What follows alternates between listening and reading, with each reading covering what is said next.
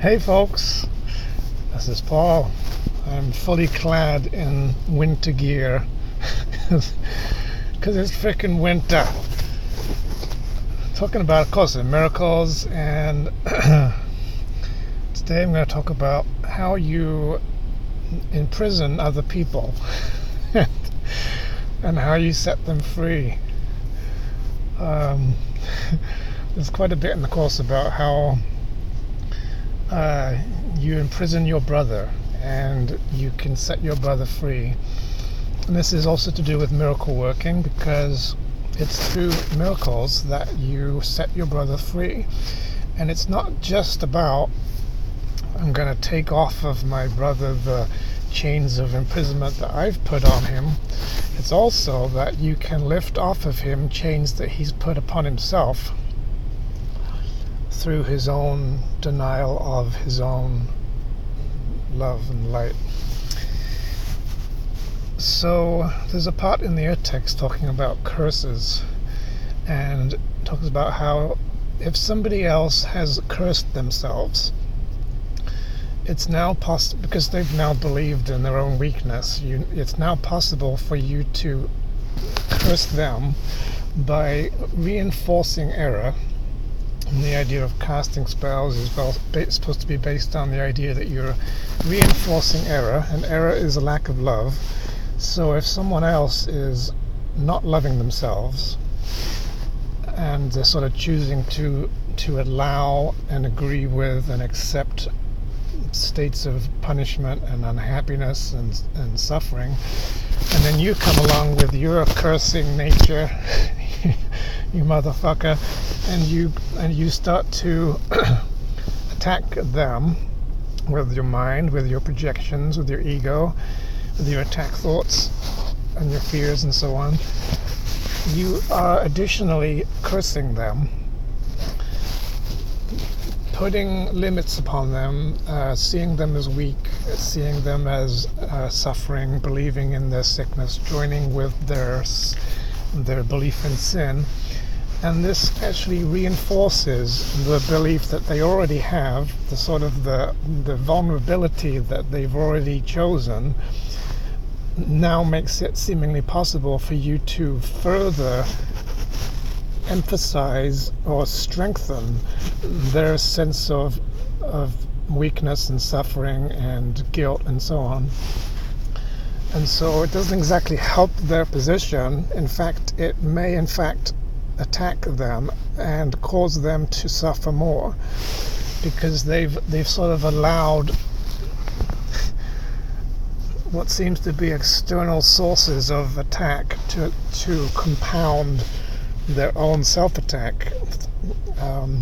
So like if they believe that they are sinful and they're guilty, and then you come along and accuse them of sin, your own sin and guilt, and you project it onto them, it kind of has a way of affecting them. And this is sort of based on the idea that's kind of controversial and something that most of us are afraid of, which is that your thoughts can have real effects. Your mind has power. Your thinking and your fearing and everything else that comes from your mind is able to do things. It's able to cause things to happen. It's able to make effects happen. And we're afraid of the power of our minds. The mind is very powerful. It's always creating. So when we're miscreating through ego thoughts, we are putting ego attack thoughts onto other people, trying to affect them.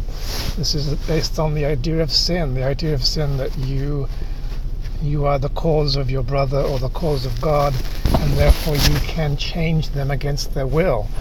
And that's what attack is, the idea of unfairly treating somebody against their will and attacking them, putting effects into them. It's an attempted murder. What is not love is murder. So if you're not being loving to yourself and others, you are in some way being attacking. You are in some way being murderous.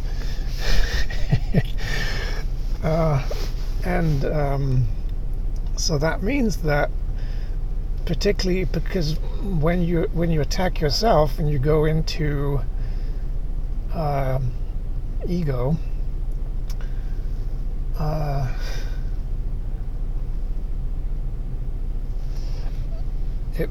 you'll tend to go into denial, and you'll tend to go into projection, and you're very likely to quite quickly try to get rid of your own sins and guilts by putting them onto other people, and to try to give them away, to try to disassociate and disown them, and thereby put them onto others, and then attack it in others to try to get rid of it, which turns into an attack upon your brother. So either you're loving, or you're attacking both yourself and others most of the time. And this has an effect on other people if, and only if, their mind has chosen to agree with your attack because of their own self-attack. If their mind has strength, and their mind has not cursed itself, their mind hasn't hurt itself and doesn't see itself as vulnerable or at the effect of the world, they cannot be attacked, they cannot be cursed, they are invulnerable. But if they have undermined their own state of mind, and they've put themselves into weakness and vulnerability, they are now basically giving permission, or sort of an energetic, psychological open window that doesn't defend them against outside influences and their mind's belief in attack. So it now sets up a scenario where it seems as though your cursing of them is able to affect them negatively. And so if you start having reactions to someone who's sick, or you start to be afraid of what someone's going through, or you start worrying about them, or you have all this guilt about somebody being sick and not being able to help them, and then you try to fix them with all this stuff, this is a form of attack, and it can make their problem worse.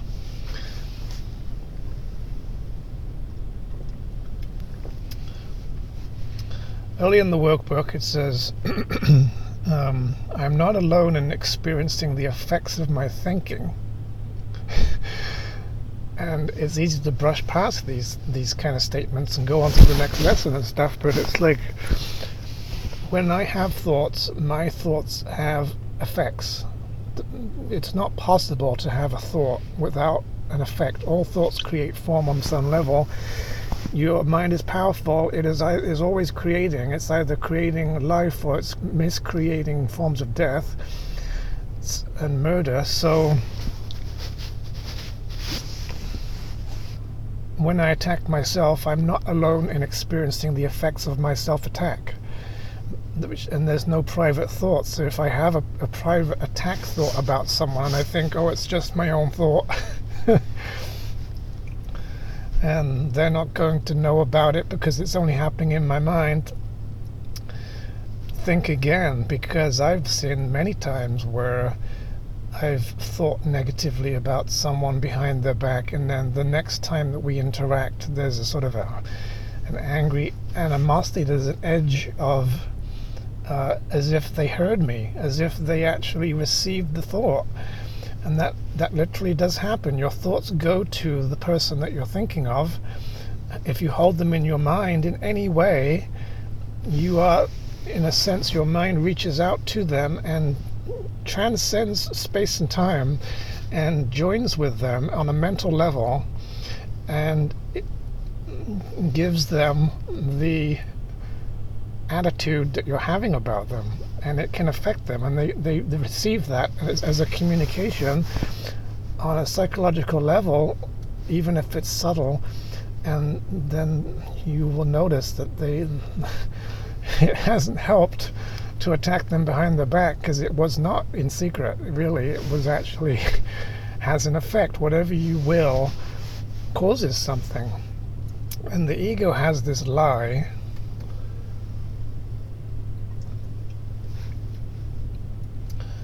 that you're aware of everything,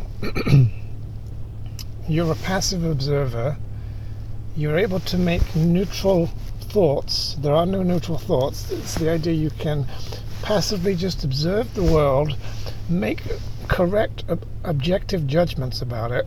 You can assess the situation and determine whether somebody's innocent or guilty without it involving you in any way, without you being guilty or innocent in any way, as if you are detached and separate from other people, and therefore you can pass judgment without having any effect on yourself. And that therefore you can just have this unbiased opinion, just this detached, objective opinion about things in the world. It's bullshit. You cannot do it, because every time you have any thought, your thought is not really a passive observation. It is a choosing. It is a choice. I'm having a thought about this person, therefore I'm choosing to think about that person in this way. I'm visualizing them in this way. I'm having this attitude about them in this way. Every thought you have is not neutral. It has effects. So you can't really think of, well, my neighbor was an angry asshole today, wasn't he?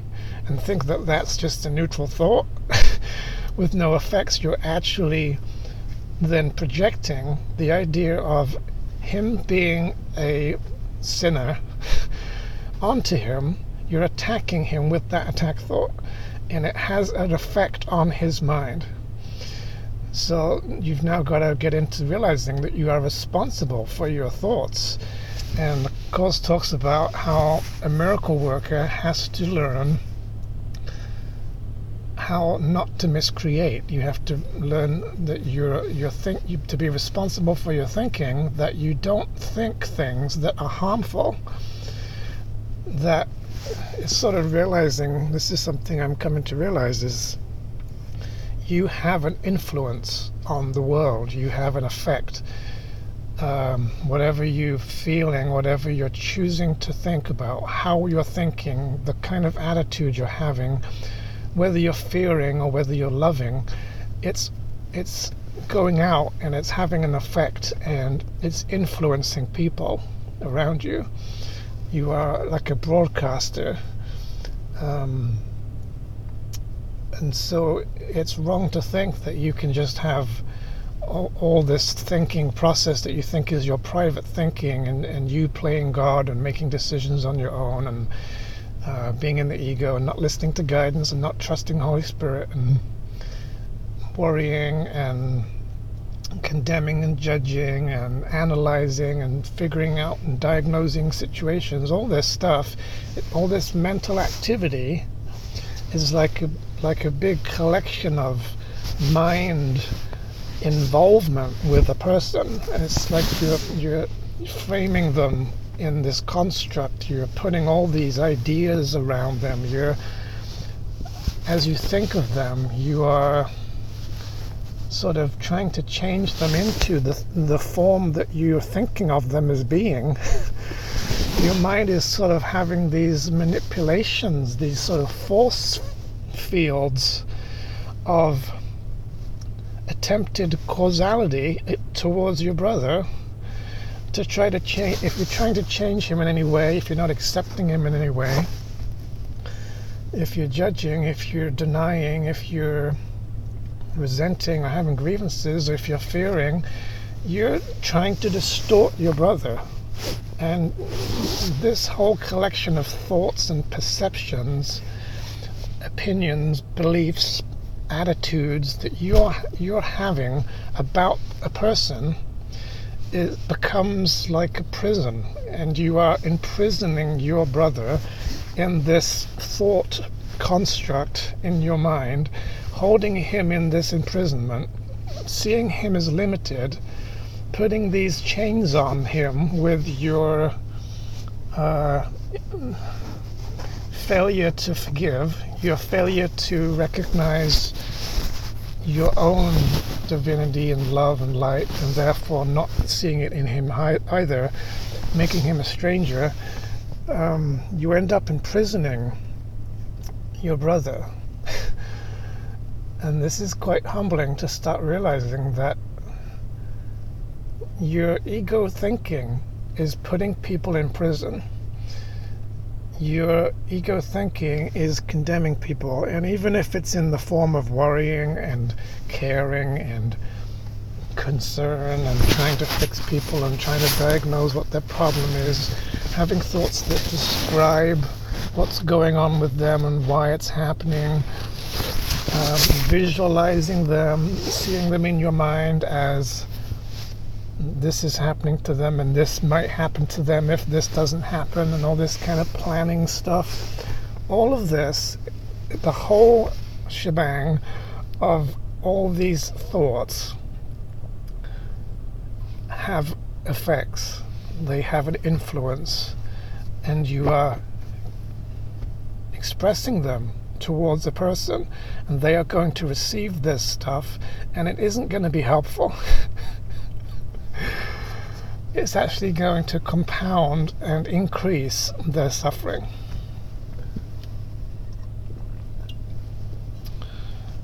So it sort of comes down to either you are blessing people with love,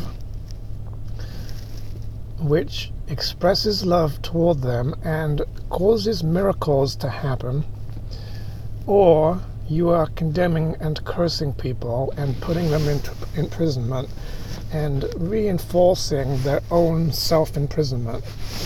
And you can make people sick. You can make their sickness worse.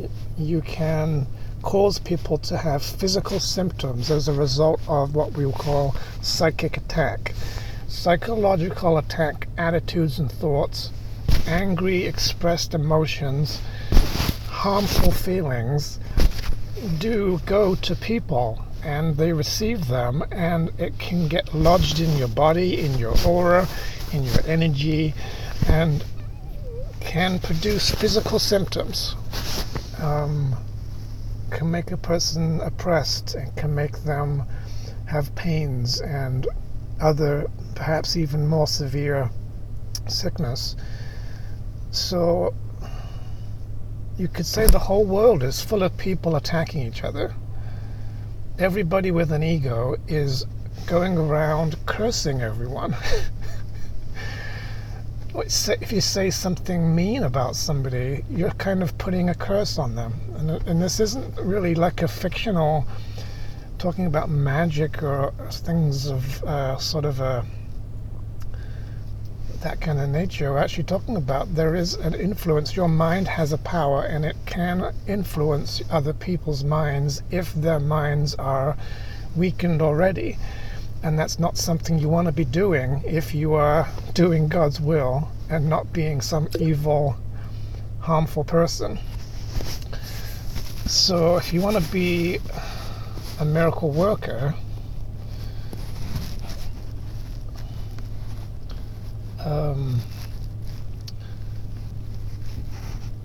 you yourself have to get your mind healed so that you are not in a state of attack, so that you're not having attack thoughts towards yourself, so that you're being loving to yourself and recognizing your innocence and being forgiving and not condemning yourself with sin and guilt,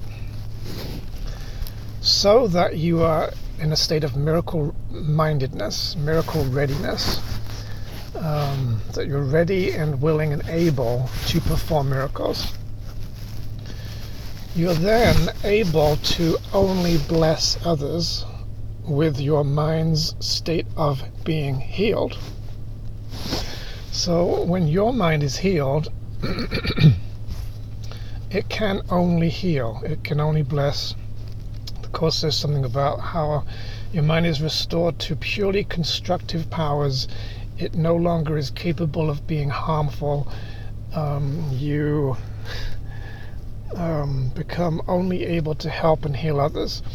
And so now what you're doing as a miracle worker, someone who has received miracles of healing and can now give healing to others, is that you now actually have the opposite effect on other people's minds than you had when you were projecting all of your ego shit onto them. You actually now do not buy into their belief in their suffering. You don't agree with their self-cursing. You don't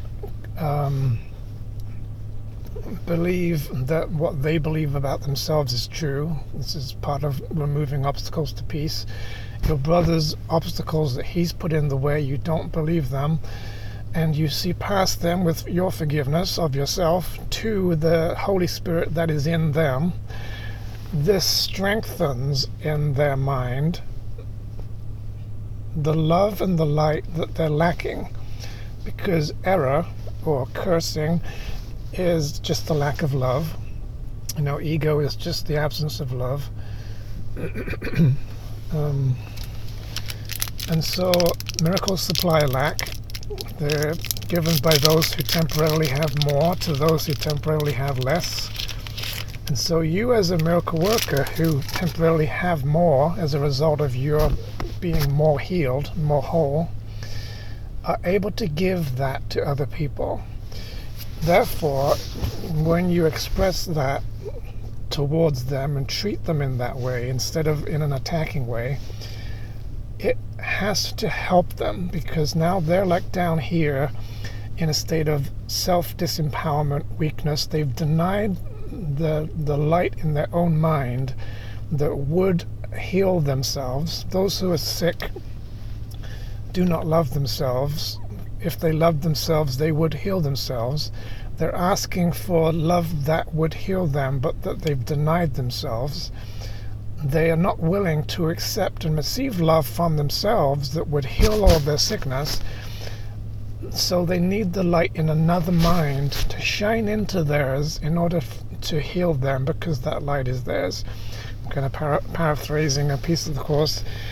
And so the light in your mind can shine into another mind.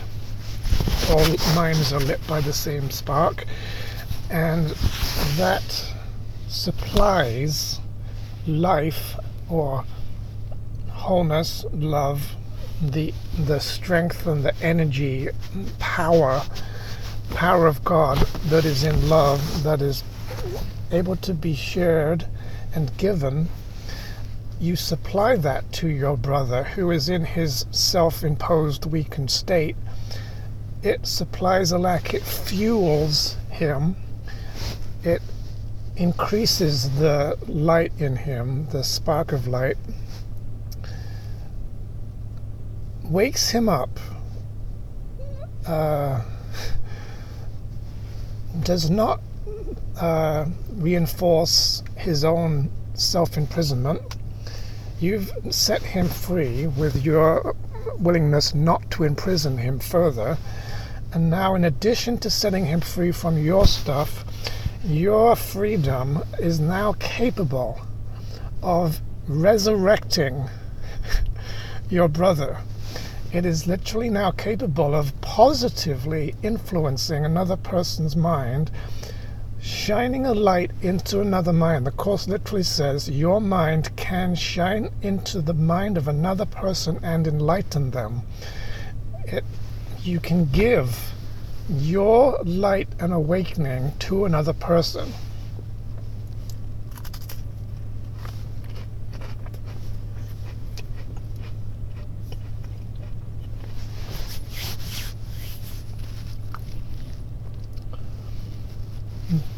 And when you do this, the other person's mind is strengthened. It's lifted up. It's healed. This is why miracles are a service. It's the maximum service you can give to another. You literally can lift up their level of awareness and consciousness. You can heal their mind. You can shine a light into their awareness, which awakens them. And the side effect of that is that they are lifted out of suffering. Their mind is healed, and it can have the effect then that their body is also healed and their symptoms are disappeared. You can therefore raise the dead, and this is literally what A Course in Miracles is partly teaching us. Not that miracles are some kind of metaphor, or it's just to do with you and your healing. It's not just about you. That's ego. It's you get healed, you receive miracles so that you can give them to other people. You can be a physician of the Lord, you can be a miracle worker, and you can go around extending love and shining your light for other people so that you now can positively influence them and heal them and help them. And now you can lift them up by holding strong in the light and being the light of truth, being the example, the sanity, the wavelength of sanity goes out to your brother, and he resonates to it, and he is lifted up to your higher vibration by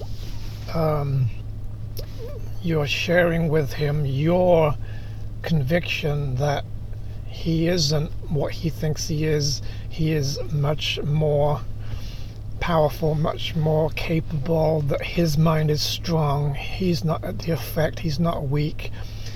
And so your vision of him that mirrors your vision of yourself, which overlooks all this ego stuff, empowers your brothers and can heal them, can reverse the sickness, can awaken them, can make them come back to life. And this is miracle working.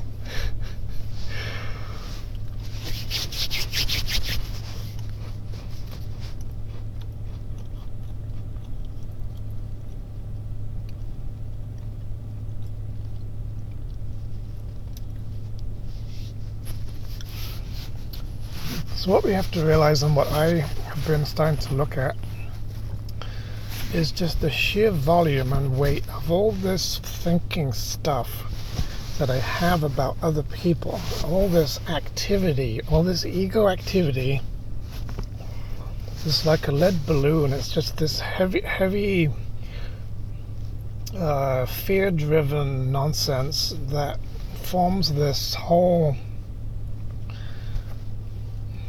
collection of various kinds of attack thoughts. Might not even seem to be attack thoughts. They could just be worries and fears and wonderings and trying and all this kind of do it on your own stuff that isn't trusting. And I have to learn to stop doing this because it's the two directions of, am I going to go this way and trust Holy Spirit and Jesus, depend on guidance, listen for answers, ask for guidance, get help for myself, and get connected to Spirit this way, and get out of the way, stop interfering with Holy Spirit. He's the one that's the therapist. He's able to come through you if you get out of the way and help other people. But to do that, you have to step aside and get rid of all your ego and all your control and your doing it yourself and all of your independence, all of your doing it alone, all of your playing being God, trying to be the therapist, trying to be the miracle worker, like the origin of the miracle, has to stop. Sort of step back, let go, and listen and be guided. I am here only to be truly helpful. I'll go wherever he sends me, and I will heal as I let him teach me to heal.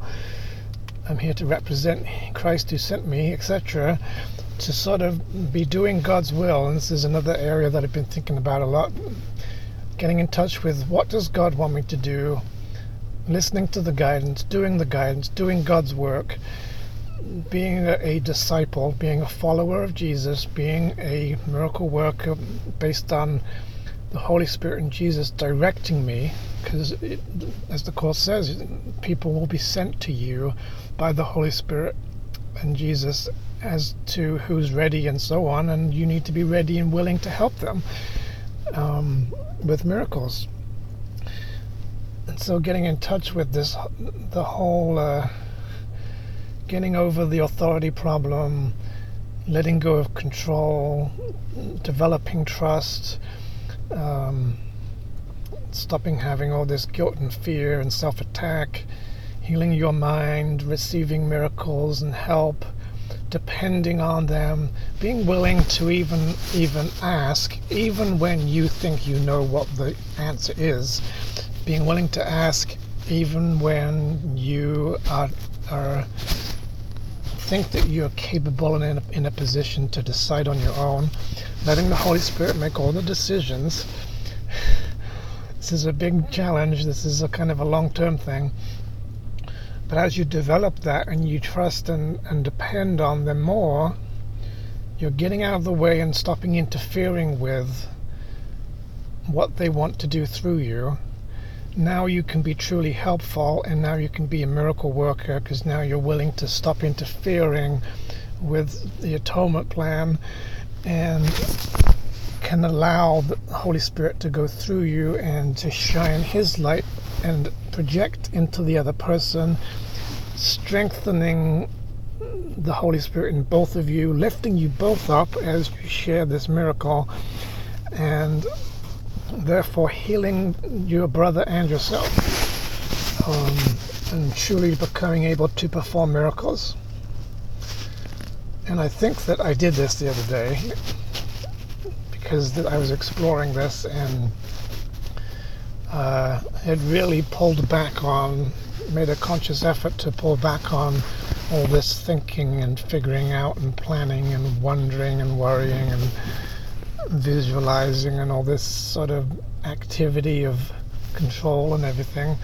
Really pulled back on that heavily, and then a person that had been suffering and angry and upset and confused and stuff suddenly perked up and became really aware, vibrant, happy, expressive, positive, loving.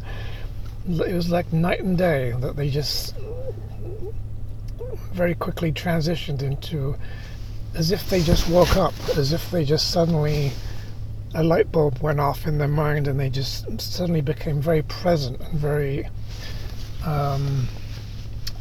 very healed seeming.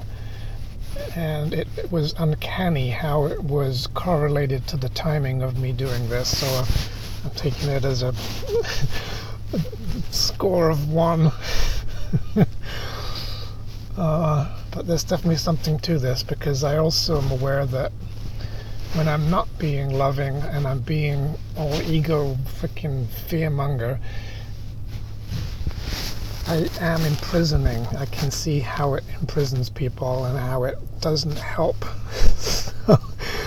So that's the challenge, to focus on the receiving love and giving love through prayer. Miracle love is received through miracles. Love is expressed. You have to receive love. You have to be tuned in and open to and willing to receive love yourself, so that you can be a conduit through which the love can express from God through you, co-creatively with you by your will as well, to others. And it literally is capable of doing the impossible. It's capable of resurrecting the dead, reversing sickness, curing incurable diseases, correcting insanity, saving your brother from whatever he's experiencing as a result of his own self-attack. There is nothing my holiness cannot do. What the Holy Spirit enables you to do is clearly not of this world. Miracles break all the laws of time and space, including distance and weight and measure and everything else. Unlimited power of God can express through you as a miracle worker if you can get yourself to the atonement. This is why the Course emphasizes that you need to receive atonement. You need to get yourself healed and forgiven you are responsible for accepting atonement for yourself, so that, this is a very important part, it's not just to do that, it's not selfish, it's so that you become part of the atonement yourself, you become a miracle worker in this world, and now are able to help all the other people that are struggling and suffering and sick and dying and so on. Mental illness, physical illness, whatever. It's exciting to think about all the things that could be possible if you would love instead of murder. If you would strongly express a powerful, loving presence that has profound healing qualities to another mind, causing them to resurrect. This is what we can do. It's what we're asked to do in A Course in Miracles. I think I'm going to wrap up there. Jolly good. Miracles ahead. On we go. And God bless. Hope this was helpful. Bye-bye for now. Stay warm.